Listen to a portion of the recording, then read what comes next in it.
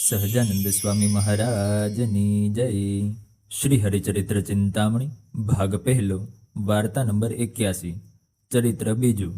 પછી મહારાજ ગામ પીપલાણે પધાર્યા તે ચરિત્ર। પછી મહારાજ ગોરખવાવે પાણી પીને વણથલીએ જઈ સૂરજકુંડમાં નાહ્યા ને ત્યાં રાત્રિ રહીને સવારમાં ચાલ્યા તે પીપલાણે પધાર્યા ને પૂછ્યું જે અહીં કોઈને ત્યાં સદાવ્રત છે? ત્યારે ત્યાંના માણસોએ કહ્યું, હા, અહીં નરસિંહ મહેતાને ત્યાં સદાવ્રત છે। ત્યારે મહારાજે તેને ઘેર જઈને સદાવ્રત માગ્યું।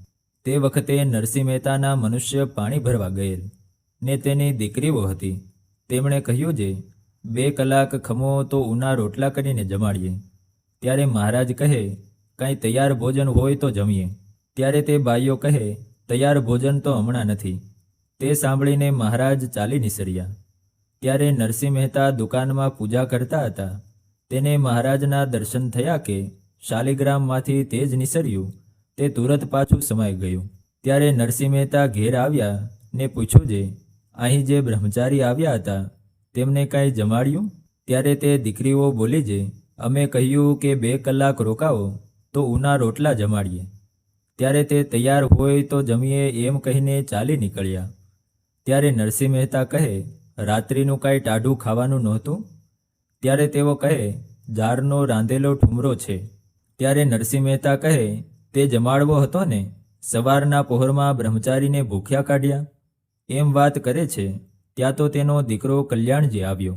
તેને કહ્યું, તું જટ દોડીને બ્રહ્મચારીને પાછા વાળી લાવ। ત્યારે તે કલ્યાણજી એકદમ દોડીને મહારાજની વાસે ગયો। ત્યાં મહારાજ ઓજત ગંગામાં અર્ધે પહોંચ્યા હતા। ત્યાં કલ્યાણજી કાંઠે આવીને હાકલ કરી જે હે બ્રહ્મચારી, ઊભા રહેજો। ત્યારે મહારાજ ઊભા રહ્યા। ત્યારે કલ્યાણજી આવીને કહ્યું, ચાલો મહારાજ, જમવાનું તૈયાર છે। ત્યારે મહારાજ કહે, હવે અમે પાછા નહીં વળીએ। ત્યારે કલ્યાણજી કહે, તમે પાછા નહીં વળો તો હું પણ પાછો નહીં વળું। મને મારા બાપે કહ્યું છે જે તે બ્રહ્મચારીને લઈને જ આવજે। તે સાંભળીને મહારાજ તેમની ભેગા ગામમાં આવ્યા ને નરસિંહ મહેતાને ઘેર ડેલીમાં આવીને ઓટા ઉપર બેઠા। ત્યારે નરસિંહ મહેતા પણ ત્યાં જ બેઠા હતા। તે મહારાજને જોઈને બોલ્યા જે આ બ્રહ્મચારી આવ્યા, લાવો જમવાનું।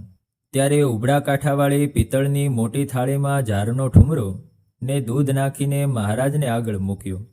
ત્યારે મહારાજ તે ઠુમરો દૂધમાં ચોળવા માંડ્યા। તેવામાં તો 5-7 બાઈઓ તથા પુરુષો ઓટાને ફરતા મહારાજ પાસે બેઠા। તે વખતે નરસિંહ મહેતા બોલ્યા જે હે બ્રહ્મચારી, આ નાળિયું દેખાય છે એવું ઉગ્ર તપ શું ભગવાન મેળવવા કર્યું છે? ત્યારે મહારાજ કહે, ભગવાન મળવા। પછી નરસિંહ મહેતા બોલ્યા જે તપ કરીને સુકાઈ જશો તો પણ રામાનંદ સ્વામી મળ્યા વિના કલ્યાણ નહીં થાય। ત્યારે મહારાજ કહે, એ રામાનંદ સ્વામી કોણ છે? ત્યારે નરસિંહ મહેતા કહે, એ અમારા ગુરુ છે।